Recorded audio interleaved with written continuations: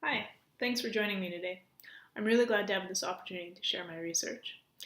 I'm going to be talking about a comparative study of Instagram and Vine that I wrote into a forthcoming paper, and I'll be showing these details about the paper at the end of the presentation in case you want to look it up. But first, I want to start from the beginning and let you know how this paper came about, because I don't always feel like we take the time to do that in academia. But this paper actually comes out of my broader research journey within which, right now, I'm doing my PhD and looking at the everyday social media practices of women who are attracted to women, such as those who identify as lesbian, bisexual, pansexual, and other various sexual identities. And the key things that I'm looking at in my study are: what do same-sex attracted women do on social media that expresses and communicates a sense of sexual identity? And what role does digital technology have in this? My case studies are Tinder, Instagram, and Vine, which fall under the broad category of digital media platforms, where I'm defining platforms in a way similar to how Burgess and Banks described them as commercially governed communication infrastructures that, and I quote, produce convergences among interpersonal communication, creative content, and mainstream media consumption. What you're going to hear about today emerged out of my comparison of technological architectures of Instagram and Vine. Both are visual media-based apps, with Instagram primarily for photos and 15-second videos, and Vine for 6-second looping videos. As a first step, I was looking at the way that these two social media platforms, which are based on visual content generation and exchange, have both similar and different features and functions. I also started to notice that the type of content same-sex attracted women were posting across these platforms was very different, and I thought that this might be, at least in part, linked to the platform's different features, since we know that with technology, features or affordances can shape user activity. But I needed a case study to illustrate how to think about these different features and how they may play out in everyday use. I needed to look at someone who has content on both platforms, someone who is out visibly as a same-sex attracted woman, and someone who is in the public eye with images that are intended to be viewed widely. So I picked Ruby Rose, not just because I'm a fangirl, but more importantly because she has a history of being out about her sexual orientation. She has identified as a lesbian from age 12, and she has been vocal about her fluid gender identity. She made a YouTube video entitled Break Free in 2014 about gender fluidity, and it made a huge splash across broadcast and social media. Ruby Rose has an Instagram account where she posts photos frequently and has more than 5 million followers. So that's cool. She has a bunch of photos that I was able to check out and analyze to look at what aspects of Instagram she was taking advantage of. Now, if she just had a Vine account, no such luck. She has tweeted twice that she's not on Vine, but there are Vines of her that have been sourced by fan accounts and tailored to Vine. So this actually worked out perfectly in my study, because just the fact that this video content came from elsewhere but was worked into Vine indicates that there is something about the platform that is conducive to the content, or if changes were made to the content, it shows that there are specific aspects of the platform that require accommodation. This highlights Vine's shaping influence on videos. Most of Ruby Rose's content on Instagram, and that which was repurposed on Vine of her, both of those focused on her. Essentially, these are, the videos and the photos, these are identity performances through selfies, where self-focused video also counts as a selfie. And here I'm understanding the term selfie through Bain and Semp's discussion of it as an object that initiates the transmission of human feeling in the form of a relationship. And these relationships can be between viewer and viewed, between individuals circulating images, between users and social software architectures. Here I'm paying specific attention to the relationships that selfies forge between users and platform architectures. Okay, so that was your intro. And now to give you some of the literature. I was interested in 3 main things when looking at Instagram, Vine, and Ruby Rose.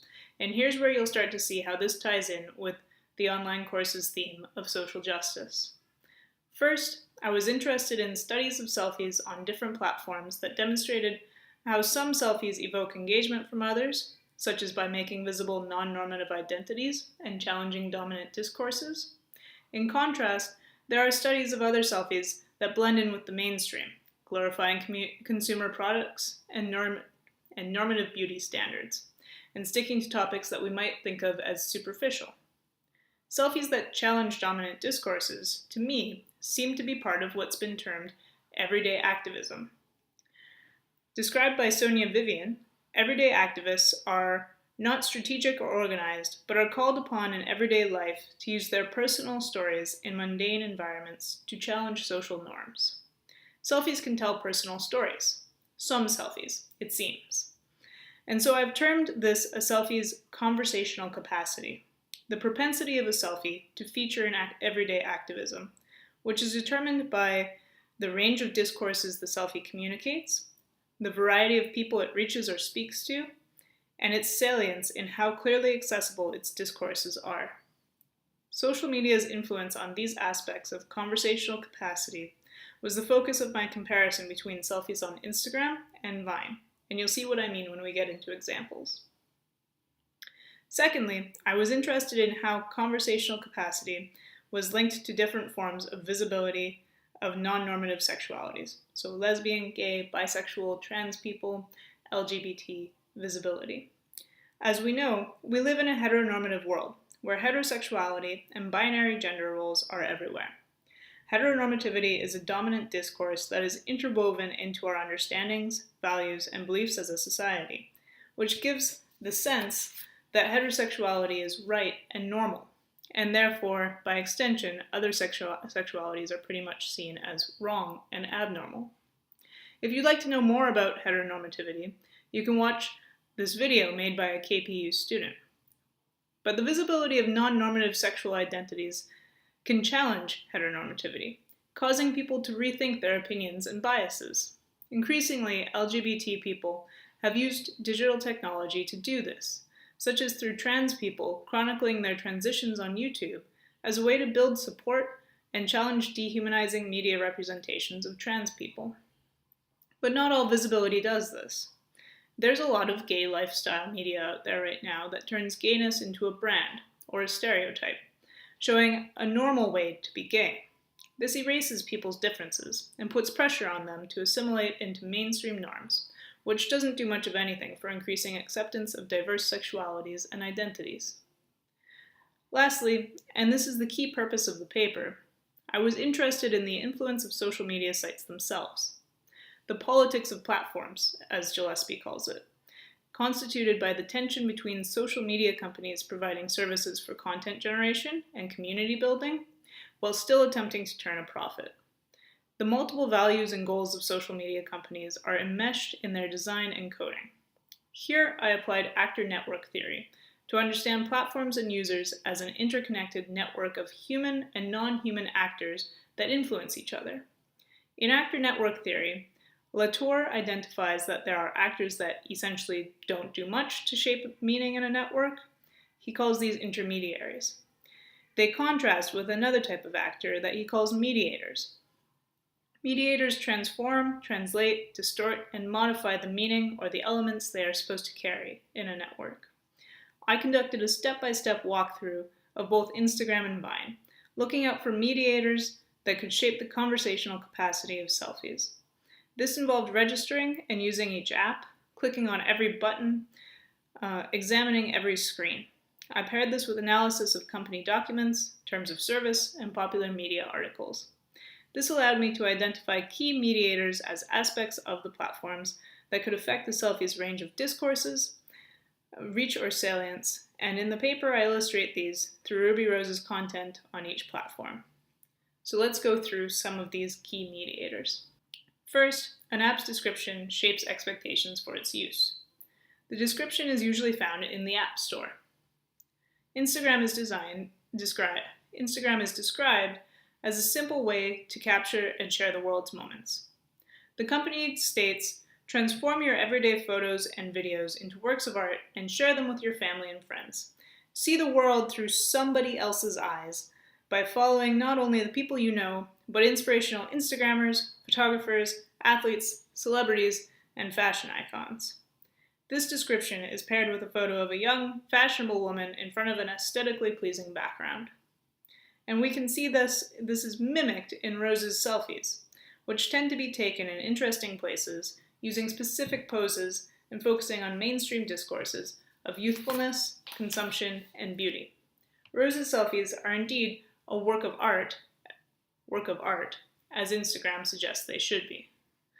Vine's description starts with, "Vine makes video fun," and goes on to say, "Vine empowers anybody to share stories with the world and is a space where people can connect, entertain, and be entertained." The page has a shot of singer Shawn Mendes, but rather than focusing on his appearance, it's more of an action shot that captures the first-person experience and perspective of being somewhere and doing something. Ruby Rose's footage, that has been repurposed into Vines, is generally focused on her perspective and her experience of everyday life. Ladies and gentlemen, I decided to see what it would look like if I didn't have no tattoos. Well, that's a very weird looking situation. This personable clip, with its joking tone, fits Vine's use expectation of producing entertaining content. It is also clearly not a work of art, but instead Ruby Rose appears with messy hair and not much makeup. She seems to be prepping for a shoot on set, and the video playfully engages with gender discourses relating to tattoos. Tattoos are still considered to conflict with feminine gender norms, but for Rose, they're normal. So we can see here the way apps are presented can shape expectations for their use, building expectations around the range of discourses that can be communicated, such as by Instagram steering users towards discourses of celebrity and making works of art. Content navigation features also have the potential to mediate conversational capacity. Although both Instagram and Vine suggest users to follow, Instagram confronts users with the Suggested Instagrammers screen as soon as registration is complete. Suggested Instagrammers are selected by Instagram for their commitment to creativity and community. These are users who meet the company's use expectations for its app, so more users who create works of art. And so Instagram guides individuals to follow these exemplary users, and then when they go to the Explore screen, they see content that these users have liked, which leads them to follow more model users. This creates a sort of insular continuum that limits selfies' range of discourse, since users are likely to create more of what they see most. It also constrains the reach of selfies that challenge Instagram's values, since contentious users will never be included in this list. Vine, on the other hand, presents users with a list of channels after registration is finished. This can expand a selfie's reach and range, as well as constrain it. The range of topics and potential discourses for selfies is broadened through 16 categories for conversation, but this may also limit the reach of Vines that resist categorization. Since Vine's algorithms and editorial team determine what gets featured on a channel, this also has the potential to shut down the reach of non-normative Vines, since they might not be popular. However, with users who are fairly popular, such as the accounts hosting Rose's content, this curation could propel her videos to the top of a channel. In the paper, I talk about this with regard to a Vine with Ruby Rose singing in a pet shop, which fits perfectly with channels like comedy, music, and animals. Another mediator of selfies' conversational capacity is the functionality for sharing content across platforms. In particular, Instagram's Help Center tells users, "Don't share content that isn't yours," and buries the option for sharing others' photos to Facebook or Twitter behind a nondescript button with 3 dots. Users can like or comment on another person's selfie, but so long as they abstain from sharing it elsewhere across social media, its reach is constrained within Instagram. In contrast, Vine encourages users to share everywhere, all at once, and includes a prominent button for sharing to Twitter, Facebook, and Tumblr. Instagram itself doesn't even provide features allowing users to rebroadcast or share someone else's photo to their own followers within Instagram, though there are plenty of third-party apps that enable this practice, called regramming. Vine instead has a Revine feature built in, where users can easily broadcast someone else's video to their followers, just like retweeting. Rose's Vine with the most revines is this one. Did you hear me in my brain working out my lines? It has more than 5,000 revines. While her Instagram selfies have more likes, the revining and cross-platform features of Vine allow for many different audiences and contexts to be paired with content, increasing its reach immensely. Of course, the tools that users are provided with to create selfies can shape their conversational capacity. Instagram's many filters enable users' photos to fulfill the expectation of being works of art. Eilert Cohn points out how filters are instant emotion buttons that generate a particular mood and focus viewers on aesthetic processing and design. In other words, filters maintain attention on how a photo looks, how beautiful a selfie is, rather than on critical discourses that a selfie may be referencing. For example, this selfie has a grainy filter applied that accentuates darker colors, bringing out Ruby Rose's hair and tattoos and making the magazine in the picture appear vintage or timeless. Underlying these appearances is a photo that could also engage many different discourses. The cover of the magazine depicts the main characters of Orange is the New Black, a show in which Ruby Rose stars in the 3rd season. But instead of depicting the tough, multifaceted characters that these women play on the show, the Rolling Stone photo shoot has highly sexualized them. We might want to contemplate what this means with Ruby Rose appearing naked underneath the magazine and in bed, but with an androgynous appearance that does not adhere to normative notions of feminine sexuality. But with the filter and Instagram's context focusing users on selfies' aesthetics, even Ruby Rose's gender-bending appearance is smoothed out and simply becomes part of the artsiness of the image. Vine, on the other hand, offers very few tools for the recording process. Although the videos sourced for Ruby Rose's Vines could have had filters applied when they were made using other apps, the clips chosen generally do not have any filters, and so they fit with other typical Vines, which are fairly plain, occur in common settings like one's house or car, and the users themselves must work to give the video meaning or emotion. This provides discursive space for making videos that are particularly personal, which I argue facilitates everyday activism. While the Vines I showed you didn't include any activist actions, such as taking a stand on a political issue, they did depict a personal side of Ruby Rose that was not focused on displaying a composed and beautiful appearance. This personal side demonstrates at the same time her commonality with other people, such as by sharing common experiences, while not dulling her non-normative sexual identity and gender presentation. The Vines have a greater salience than her highly filtered Instagram photos, since personal and first-person experiences can clearly come to the forefront and show viewers aspects of Ruby Rose with which they can identify. Being able to identify with someone, while not downplaying their differences, is what Berlant and Warner were talking about when they discussed the possibility of types of visibility that can queer public space and challenge heteronormativity. So through this investigation of Instagram and Vine, and illustrating platform mediators with Ruby Rose's social media content, it's possible to see that platform mediators can facilitate selfies in having a greater conversational capacity. Through a wider range of discourses, a broader reach in their circulation, and more intense salience of discourses that can give way for the creation of more personal selfies. These personal selfies can communicate both difference and commonality as a form of everyday activism. And that is how everyday use of these visual media platforms can play a role in social justice achieved through digital images. There are, of course, still many questions and caveats in all of this. Platforms may influence conversational capacity, but users always have agency in how they take advantage of platform features and what they post to social media, and this particular study doesn't yet capture any of that. But that's where my research is up to at the moment. If you'd like to know more and read more of these examples and more about the mediators that I uncovered in my analysis, you'll be able to find the paper through the journal Social Media and Society. And if you have questions, you can definitely find me on Twitter. Thank you.